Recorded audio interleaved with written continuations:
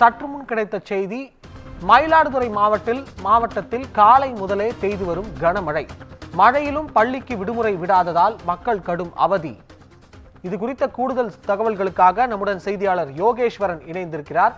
வணக்கம் யோகேஸ்வரன், கூடுதல் தகவல்களை பதிவு செய்யலாம்.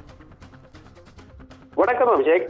டிட்வா புயல் காரணமாக கடந்த வெள்ளிக்கிழமை தொடங்கி மயிலாடுதுறை மாவட்டத்தில் மழை பெய்து வருகிறது. குறிப்பாக சனி மற்றும் ஞாயிற்றுக்கிழமைகளில் பலத்த மழையானது பெய்தது. நேற்று மழையின் தாக்கம் சற்று குறைவாக இருந்தது. இன்று காலை 6:30 மணி வரை நிலவரப்படி கடந்த 22 மணி நேரத்தில் மயிலாடுதுறை மாவட்டத்தில் சராசரியாக 1 சென்டிமீட்டர் மழை மட்டுமே பதிவாகி இருந்தது.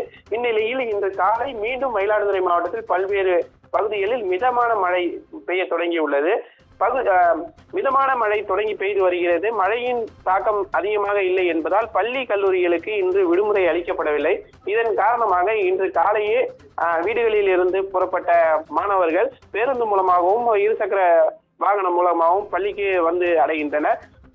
இவர்கள் மழையில் நனைந்தபடியே குடை பிடித்தவாறும் பள்ளிக்கு சென்று வருகின்றனர். மயிலாடுதுறை மாவட்டத்தில் மயிலாடுதுறை, குத்தாலம், தேரழந்தூர், மங்கநல்லூர், கோமல் போன்ற பல்வேறு இடங்களில் தற்பொழுது மிதமான மழையானது பெய்து வருகிறது. அபிஷேக், தகவல்களுக்கு நன்றி யோகேஸ்வரன்.